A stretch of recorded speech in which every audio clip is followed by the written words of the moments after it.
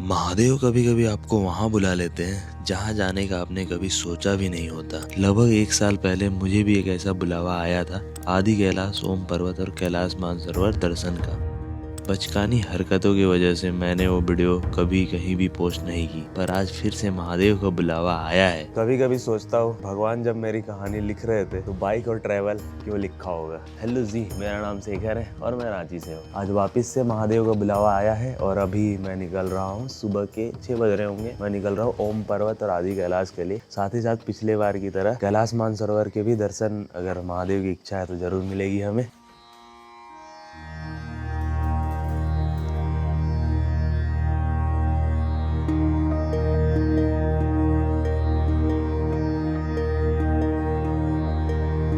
हाँ जी, तो बाइक हमारी कुछ ऐसी दिख रही है, फुल्ली लोडेड, टॉप बॉक्स और टैंक बैग। अभी लास्ट नेपाल राइड में भी मैंने इतना ही रखा था, इस बार भी इतना ही है। और आय हाय हाय, असली सुंदरी तो ये है। अभी इसका याद आएगा राइड पे, यही तो है अभी घर आने का और एक कारण। इस बार मैंने ये फिगो फ्लोट डाल लिया है क्योंकि लॉन्ग राइड में ना कमर की बैंड बजी थी पिछले बार मेरी। अरे यार, फिर से वही तकलीफ। सियावर रामचंद्र की जय, हर हर महादेव। बाइक ऊंची और बारिश हो रही है कल से, परसों से, सॉरी। बस ये कीचड़ उचड़ से निकलना पड़ेगा। अरे यार, बारिश की बूंदे हल्की हल्की पड़ तो रही है अभी भी। भाई यहाँ पर का रास्ता कब बनेगा पता नहीं। और टाइम हो चुका है राइट नाउ 6:32, मतलब 6:30 में मैं घर से निकला हूँ। और आप देख रहे हैं DJI Osmo 5 Pro और ऑडियो DJI माइक मिनी। देखो, मन से चाहो ना तो चीजें हो तो जाती हैं। मैंने मुक्तिनाथ राइड पे डे 3 पे शायद बोला हुआ था, जब मैं पोखरा से मुक्तिनाथ जा रहा था, कि भगवान की कृपा रही तो हम जरूर DJI Osmo 5 Pro खरीदेंगे। और भगवान की कृपा बनी हुई है हम पे। जय हो शंभुनाथ की। होपफुली बारिश ना हो। अभी रास्ता तो वही सेम है जो मैं हमेशा लेता हूँ, यहाँ से और मांझी होते हुए बरी, और फिर उसके बाद GT रोड पकड़ के। 2 ऑप्शन है अभी मेरे पास, क्योंकि दिल्ली वाले रास्ते में जाऊंगा सोच रहा हूँ मैं। तो पहले पूर्वांचल ले सकता हूँ, बट पूर्वांचल इस बार मैं सोच रहा हूँ कि ना लूं। बाकी कुछ प्लान नहीं है अभी। ऐसा है कि जो होगा सो होगा, बस हम निकल गए। महादेव बुलाए हैं, महादेव जाने क्या करवाना चाहते हैं महादेव। फिलहाल के लिए पहला जो टारगेट है वो है बरी। और बरी मेरे घर से दिख रहा था इंटरनेट पे 150 किलोमीटर। तो 150 किलोमीटर मतलब 3 घंटा। ओए होए, बहुत बढ़िया, बहुत बढ़िया दोस्तों। रिंग रोड में आ चुके हैं। बारिश की बूंदे छोटी छोटी पड़ रही है, शायद आपको कैमरा में पता लग रहा होगा। देख रहे हो, ये देखो इधर छींटा पड़ रहा है टैंक बैग के जस्ट सामने तक। भाई अगर तेज बारिश होता है ना, मुंह पे पानी पड़ता है। मडगार्ड एक्सटेंडर हिमालयन में बिना लगाए गाड़ी चलाना थोड़ा दिक्कत है, मतलब ऑफ रोड में पानी पड़ता है। दलादली चौक है ये, और कुछ बन रहा है यहाँ पे। यहाँ पे बहुत ज्यादा एक्सीडेंट होता है क्योंकि यहाँ पे कोई सिग्नल वगैरह नहीं है वैसा प्रॉपर। भाई एक तो ये वाइजर पूरा अचानक से फोगी हो जाता है, और मेरे हेलमेट का एंटी फॉग वाइजर मेरे को मिल नहीं रहा है। अगर कोई भाई दोस्त यार किन्हीं को मिले तो भाई प्लीज बताना, मेरे को चाहिए। वो बहुत दिक्कत होता है क्योंकि अभी मैंने देख रहा हूँ यहाँ पे जो गोप्रो माउंट लगाया है ना, वो प्रॉपर एमसील से पैक कर दिया है, तो हवा तक नहीं घुस पाता है अंदर। हमारे झारखंड की शान पहचान। झारखंड को कोई नहीं चिंता है, लेकिन एक चीज के लिए चिंता है, हमारे धोनी भैया। राइट साइड में उनका घर आने वाला है, इंडियन फ्लैग लहरा रहा है, उनका घर ही है ये रहा फोकस क्लब एंड रिजॉर्ट। और उसके जस्ट थोड़ा आगे 50 मीटर पे वरा सिमलिया, रेड कलर का गेट, धोनी भैया का घर है भैया ये। लो जी, कर लो बात। बारिश हो रही है। मेरे को लगा था अभी पीछे 5-7 किलोमीटर पहले सूर्य महाराज राइट साइड में हमारे दिख रहे थे, हल्के हल्के से बादल से कवर्ड थे, बट दिख रहे थे। और अभी देखिए बारिश शुरू हो गई है। बहुत तेज बारिश नहीं है, बट भिगाने के लिए काफी है।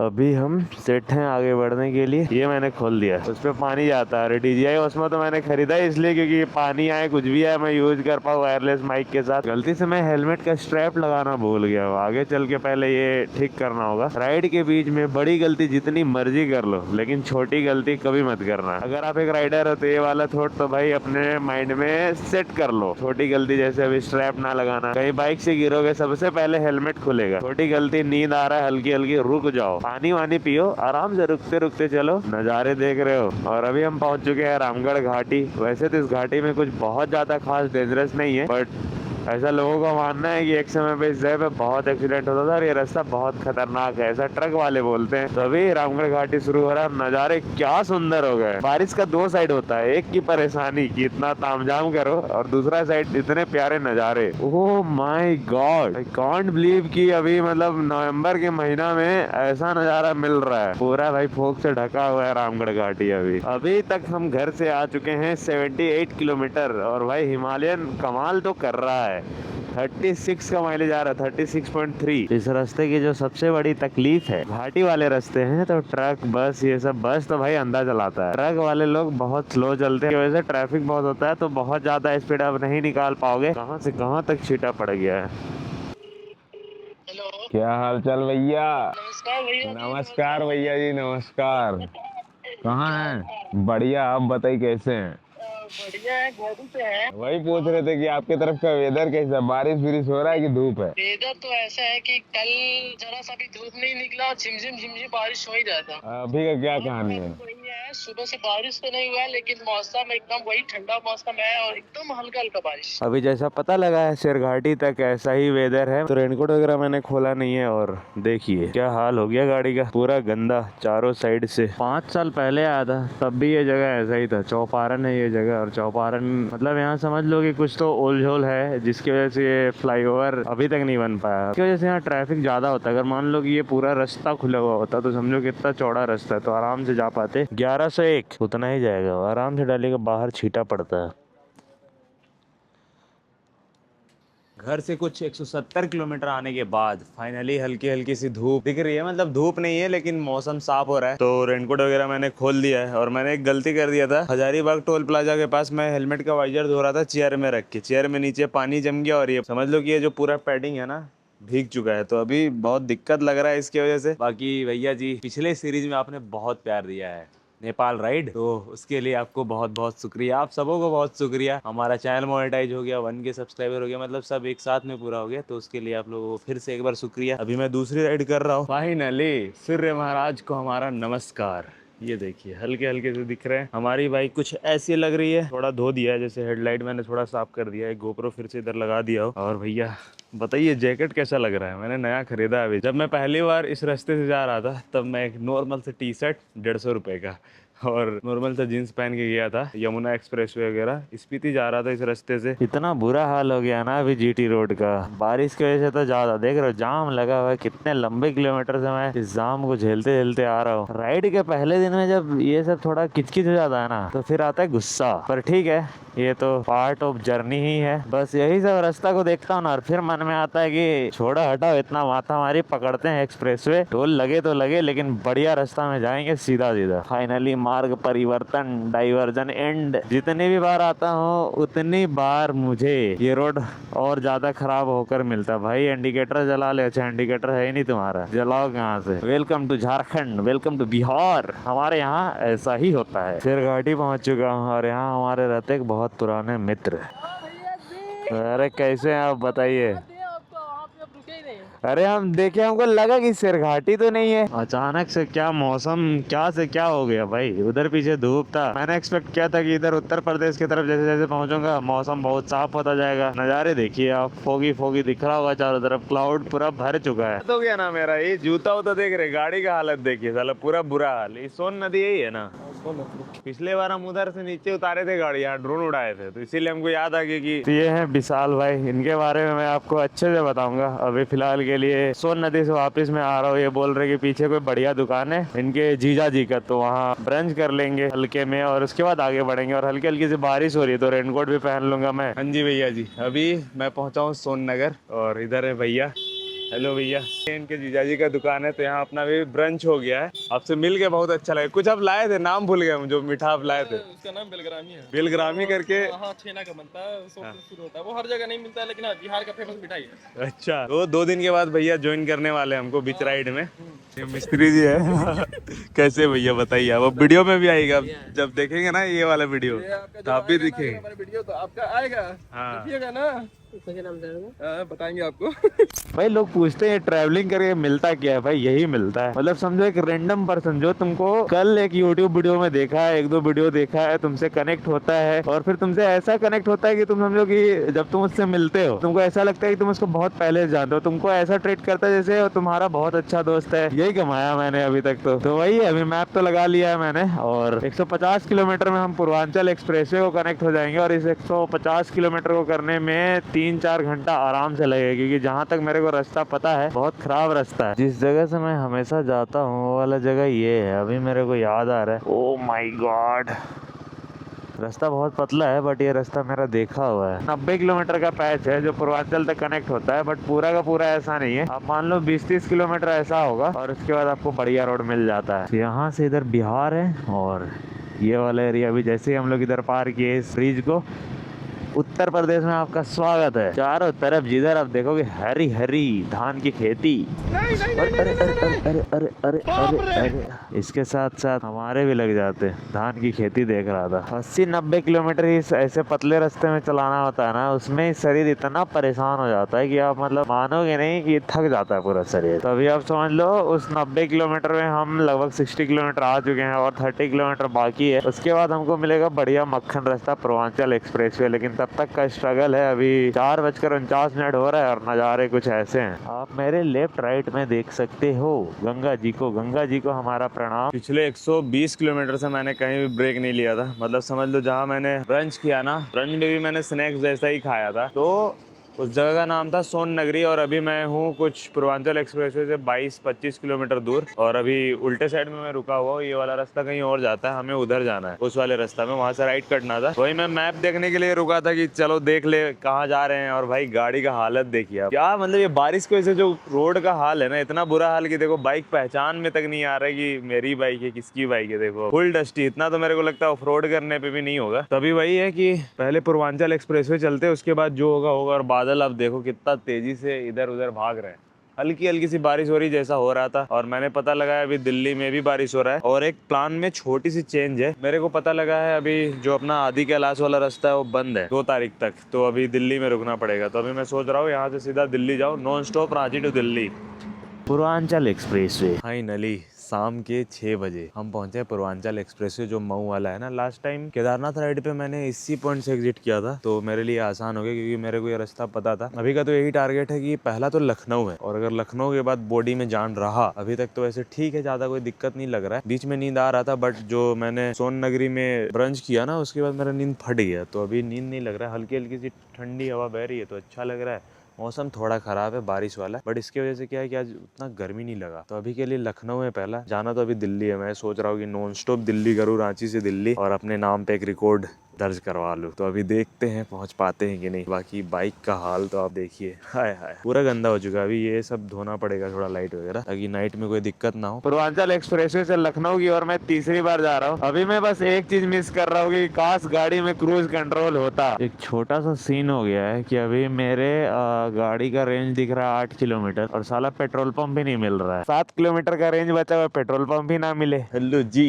कैसे हैं आप? रात का बज चुका है 7:30। सिचुएशन तो ऐसा क्रिएट हो गया था कि पता नहीं अभी नेक्स्ट क्या होगा, बट लकीली भगवान का कृपा हमारे पे तो है। पेट्रोल डलवा लिया है, टॉप बॉक्स वगैरह सब अनलोड करके अभी मैं थोड़ा बाइक की सफाई कर रहा था। जैसे ब्रेक पैड ब्लेड मैंने साफ कर दिया है और अभी एक जुगाड़ और लगा रहा हूँ मैं। ये मैंने अभी खरीदा है पेट्रोल 25 रुपए का, और इससे अभी हम करने वाले हैं चैन की सफाई, क्योंकि बहुत ज्यादा आवाज आ रहा है और इतना गंदा हो चुका है ना ये कि मैं आपको क्या बताऊँ। तो अभी और एक चीज जुगाड़ लगाने का जरूरत है। कहीं से अगर छोटा सा कपड़ा मिल जाए ना कोई सा भी, तो हमारा काम आसान हो जाएगा। बोतल में छेद वैसे मैंने करवा लिया है कि कुछ नहीं तो लास्टली चलो प्रेशर मार के थोड़ा साफ तो हो ही जाएगा।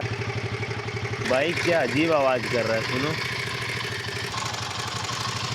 पेट्रोल पंप से निकल गया और यहाँ पे आधा घंटा से ज्यादा ही ब्रेक मैंने ले लिया। 8:13 हो रहा है और अभी लखनऊ यहाँ से 2:30 दिख रहा है, इधर लेफ्ट साइड में लिखा हुआ। और हल्की हल्की सी बारिश की बूंद आपको दिख रही होगी, शायद ही पता लग रहा होगा ऐसे तो। दुख हो गया भैया, टूट गया ये। यहाँ पे एक जो माउंट मैंने लगाया था गोप्रो के लिए, जो मैंने दिन के बाद यूज भी नहीं किया, अभी वो टूट गया। अभी मैंने देखा रास्ते में, पेट्रोल पंप के बाद ही टूटा है। यहाँ से लखनऊ दिख रहा है, ओस्मो में शायद ही दिख रहा होगा। 182 किलोमीटर है और रात के लगभग 8:45 बज रहे हैं। तो इसके लिए मैं रुका था, 5-7 मिनट रुकता हूँ फिर आगे बढ़ता हूँ। बारिश तो हल्की हल्की से हो रही है, रेनकोट वगैरह मैंने पहना नहीं है, ठंडी ठंडी लग रही है। बट वही एक्सप्रेसवे दूर से अच्छा लगता है, जब एक्सप्रेस में आप चलोगे तो बहुत बोरिंग होता है, और अकेले चल रहे हो तो और भी ज़्यादा बोरिंग होता है, क्योंकि सीधा रोड है, हाथ दर्द कर रहा है। क्रूज कंट्रोल होना चाहिए था आरी में भी। रात के लगभग 12:30 बज चुके हैं, 12:19, और यहाँ से 15 किलोमीटर और है लखनऊ। पीछे एक पेट्रोल पंप था, वहाँ मैं रुक के, मतलब समझो कि गाड़ी में बैठ के सर इधर टिका के लगभग आधे घंटे सो गया। इतना तेज नींद आ रहा है ना, और बारिश तो भाई अभी थोड़ा रुका है, और नहीं तो पूरा तेज बारिश शुरू हो गया था बीच में, और वैसा ही मौसम है पूरा लखनऊ तक का। तो अभी लग नहीं रहा है कि दिल्ली पहुंच पाऊंगा। देखते हैं, लखनऊ में सोने का कोई उपाय करते हैं, क्योंकि सीधा सीधा तो नहीं चल पाएंगे, बहुत रिस्की हो जाएगा। Good morning from Lucknow. हाँ जी, आज दूसरा दिन है। कल मैं रात के 1 बजे से पहले पूर्वांचल एक्सप्रेस वे खत्म कर लिया था। उससे पहले मैं एक पेट्रोल पंप में सो गया था। मतलब बहुत कहानियां हुई, बहुत बारिश हुई, और लास्टली मैंने मेरे एक दोस्त के यहाँ स्टे लिया। प्रेम, मैं आपको मिलाता हूँ उससे। सुबह के 7:30 बज चुके हैं, तो धीरे धीरे मैं पैकिंग कर रहा हूँ, समेट रहा हूँ। मिलता हूँ भाई। तो फाइनली नेक्स्ट मॉर्निंग में आपका स्वागत है। अभी बज रहे हैं सुबह के 8:05, और नवाबों के शहर लखनऊ में आपका स्वागत है। ग्लव्स नहीं पहना हूँ, क्योंकि कल मैंने पूरे रास्ते ग्लव्स खोला ही नहीं। क्यों? क्योंकि नींद आ रहा था, और नींद में भाई अगर ग्लव्स खोलता हो, इनकेस गिरता हो तो चोट बहुत तेज आता। तो मैंने सोचा कि ठीक है, सेफ साइड के लिए ग्लव्स पहन लेते। वैसा मैं बहुत नींद में चला नहीं रहा था, लेकिन इन केस किसी भी कारण में गिर जाता तो चोट ना लगे, उसके लिए मैंने पहले से पहन लिया था। शहीद Chandrashekhar Azad Chowk, take the first exit, मतलब लेफ्ट लेना है। अभी ऐसा हो गया ना मेरे साथ कि मैं बस गूगल मैप को सुन के गाड़ी चला ले रहा हूँ। सुबह सुबह निकला था तो ज्यादा तकलीफ नहीं हुआ। अभी समझ लो आप कि प्रेम के रूम से मुझे इस NH में आने के लिए लगा 10 मिनट। NH 230 है ये, और ये 20 किलोमीटर सीधा रास्ता, और उसके बाद हमको मिल जाएगा लखनऊ आगरा एक्सप्रेसवे, और फिर तो वही सीधा बोरिंग रास्ता चलेगा हमारा। आगरा लखनऊ एक्सप्रेसवे पर आपका स्वागत है। धन्यवाद जी। पहली बार जब हम जा रहे थे इस रास्ते पे से, ये वाला होटल में हमने रुका था। क्या नाम है? होटल इन लॉन, ऐसा तो कुछ लिखा हुआ था। इस होटल का दाल मखनी खाया था हमने, और भाई मेरे लाइफ का बेस्ट दाल मखनी हमको यहाँ मिला था। अभी 302 किलोमीटर का ये सीधा रास्ता आ गया दोस्तों। देखने में कितना खूबसूरत है, लेकिन उतना ही बोरिंग है हमारे लिए, क्योंकि अकेले चलोगे तो आप किसी बात नहीं कर सकते। मतलब आप समझ लो कि एक स्पीड में, मतलब कितना ही चला लोगे, 100 120 जो भी आपकी क्षमता है, और उसके बाद उसी स्पीड में आप एक जगह पे लॉक हो जाते हो, तो हेलुसिनेट भी होने लगता है धीरे धीरे कि क्या हो रहा है क्या नहीं हो रहा है। ये आगरा लखनऊ एक्सप्रेसवे वालों का सिस्टम थोड़ा स्लो है, थोड़ा क्या बहुत ज्यादा स्लो है। अभी मैंने कटवाया है 100 रुपए का। आगे जहाँ एग्जिट करेंगे वहाँ बाकी पेमेंट कर दिया जाएगा। 330 रुपए लगता है भाई अभी ये यमुना एक्सप्रेसवे का। भाई टोल 330, 305 प्लस एक और एक्सप्रेसवे, 1000 रुपया तो सिर्फ टोल देने में चला जाएगा लग रहा है। 2 मिनट ब्रेक ले लेता हूँ, फिर आगे चलूंगा।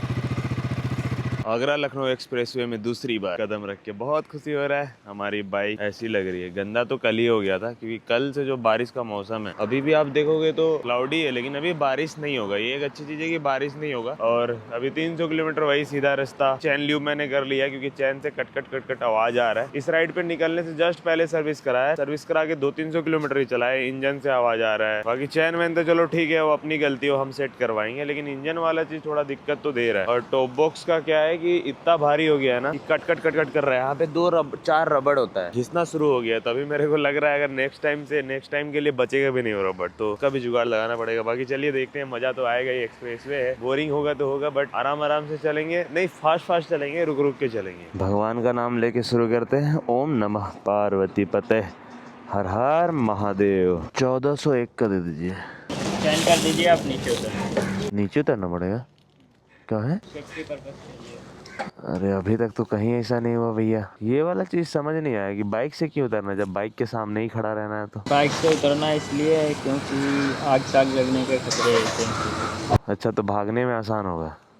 अच्छा, फोन यूज नहीं कर रहा, आपको पेमेंट कैसे करेंगे फिर? पड़ जाएगा, उसके बाद पेमेंट करिए। गजब रूल बना के रखे हैं भैया आप लोग। उतना ही छोड़ दीजिए, गिरने लग जाएगा। गजब रूल है भाई यहाँ का। गाड़ी से उतरिए, फोन मत यूज करिए, लेकिन UPI कर सकते हो आप। ये जियो का पेट्रोल पंप है। आप लखनऊ आगरा एक्सप्रेसवे में आओगे तो पहला जो मिलता है ना पेट्रोल पंप, सर्विस एरिया, उस पे ही है। पूर्वांचल एक्सप्रेसवे से ज्यादा बढ़िया है लखनऊ आगरा एक्सप्रेस वे। यहाँ आपको खाने पीने का बढ़िया सुविधा मिलता है। देखिए ये आप मान लो कि 8 किलोमीटर के आसपास में पहला होगा जहाँ पेट्रोल पंप भी है। एक्सप्रेस वे बोरिंग तो होता है भाई। अभी सुबह के मान लो कि 10 बज रहे, 10:30, और अभी हल्का हल्का नींद आ रहा है। अभी मैंने एयर कुशन हटा दिया है क्योंकि मैं सोच रहा हूँ कि एयर कुशन हटाऊंगा तो थोड़ा सीट पे पकड़ अच्छी रहेगी, गाड़ी पे पकड़ अच्छी रहेगी, तो मैं थोड़ा तेज चला पाऊंगा। और टॉप बॉक्स की वजह से क्या होता है ना कि समझो कि एरोडायनेमिक पूरा खत्म हो जाता है। और इसका एक फायदा है एयर कुशन का कि जो छोटे मोटे जर्क होते हैं ना वो भी आपको नहीं पता लगते, क्योंकि एयर कुशन की वजह से आपको वो बहुत कम होके आता है शरीर पे। बट थोड़ा बहुत टिल्ट होता है वो, मतलब हिलता डुलता रहता है, तो इसका एक नुकसान है।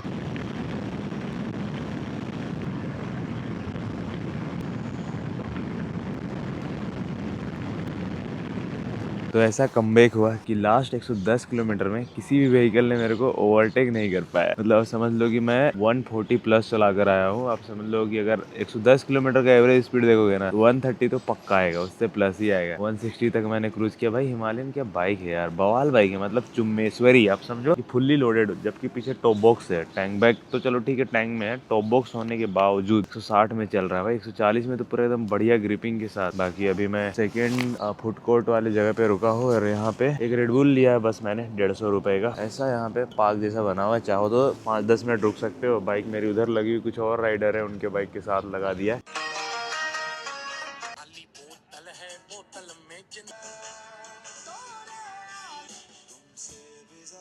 शाबाश बेटा।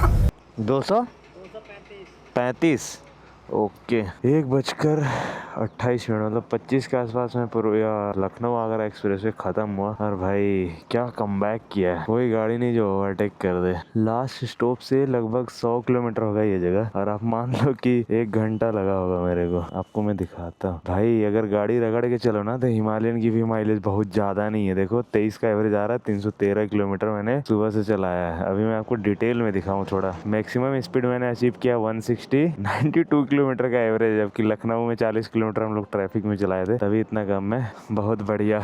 यमुना एक्सप्रेसवे तक सीधा सीधा चलता हूँ, उसके बाद रुक के थोड़ा हाथ मुंह धो के फिर कंटिन्यू किया जाएगा, क्योंकि अगर 313 किलोमीटर आ चुके हैं तो अभी और बचा है 200 कुछ किलोमीटर, मतलब मान लो कि 250 के आसपास होगा। तो बस लास्ट का 250 है, तभी अब बहुत ज्यादा भगाने का जरूरत नहीं है। अगर आप ऐसा राइड कर रहे हो ना और ऐसा एक्सप्रेसवे है तो गाना वाना गाते चलो, कुछ भी करते चलो, मतलब एकदम शांत स्थिर मत बैठे रहना। और एक तो भाई एक्सप्रेसवे में मेरे को पता नहीं ये वाला क्यों होता है, बहुत ज्यादा डिस्ट्रैक्ट करता है ये सोलो राइडर को। पता नहीं सबका अलग अलग थिंकिंग होगा, लेकिन मेरे लिए तो ये डिस्ट्रैक्शन है। जो माइल्स बोर्ड लगा हुआ है ना छोटा छोटा, कि अभी 200 किलोमीटर, 199 किलोमीटर, कि हर कुछ देर में आपका नजर जाएगा और लगेगा अरे भाई अभी भी 200 किलोमीटर है क्या। और उसके बाद आपको ऐसा नींद वींद मारने लगेगा ना, आलस आने लगे शरीर में कि अभी तो बहुत लंबा जाना है। दिल्ली के लिए सीधा वाला रास्ता, और आगरा जाना है तो ले। अभी से 3 साल पहले इस बोर्ड के सामने मेरे को फोटो खिंचाने का मन था, बट खिंचा नहीं पाया था क्योंकि फुल तेजी में मैं पार हो गया था। दिल्ली पहुंचने वाले यमुना एक्सप्रेसवे शुरू होता है इधर से, आगे टोल दिख रहा है यहीं से। वैसे तो पिछला वाला एक्सप्रेसवे मैंने बहुत अच्छे से पार कर लिया है भाई। लगभग 180 किलोमीटर का यमुना एक्सप्रेसवे पे 245 रुपये टोल कटता है।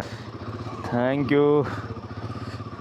पानी पीने के लिए रुका था। पानी बहुत जरूरी होता है, शरीर अगर हाइड्रेट रहेगा तो नींद नहीं आएगा। इस रास्ते से दूसरी बार गुजर रहा हूँ, और मथुरा यहाँ से लेफ्ट कटता है। अभी इंतजार है वृंदावन से हमारा कब बुलावा आएगा। यहाँ से बस 2 ही किलोमीटर, मतलब लेफ्ट कट के जाओगे और 2 किलोमीटर में वृंदावन आ जाएगा। के दूसरे बार, इस बार 1101 का। जल ही जीवन है, इसलिए फिर से पी लिया हूँ। लास्ट ब्रेक से ज्यादा दूर तो नहीं आए होंगे, 20-30 किलोमीटर ही आए होंगे, और हल्की हल्की सी नींद आ रही थी तो सोचा पानी पी लेता, और ऊपर फ्यूल पूरा खत्म हो गया था तो फ्यूल अप करा लिया हूँ। यमुना एक्सप्रेसवे का थोड़ा नाटक है, मतलब आप समझ लो कि आपको हर कुछ किलोमीटर में टोल मिलेगा, और हर जगह पे आपको टोल पर्ची चेक कराना है, या फिर आप छोटा छोटा टोल कटवाओ और हर जगह कटवाते चलो। सनसेट हो रहा है और हाईली पोल्यूटेड जगह है दिल्ली, ऐसा मैंने सुना था, और आज मैं एक्सपीरियंस कर रहा हूँ। क्या लिख रहा है, एग्जिट 17 किलोमीटर, और क्या क्या था देख तो नहीं पाया। देखो कितना पोल्यूशन है। सूर्य महाराज की किरणें आपको क्लियर नहीं दिख पा रहा होगा, मतलब एक लेयर दिख रहा होगा उसमें। ग्रेटर नोएडा एक्सप्रेसवे राइट वाला लेन है, और 62 किलोमीटर को गूगल आंटी बोल रही है कि 2 घंटा लगेगा। बचपन में एक मोटर बाइक वाला गेम खेलता था, रेसिंग मोटो नाम था जिसका, पूरा वैसे ही लग रहा है। उसमें वैसे 2 लेन होता था, इसमें 4 लेन है।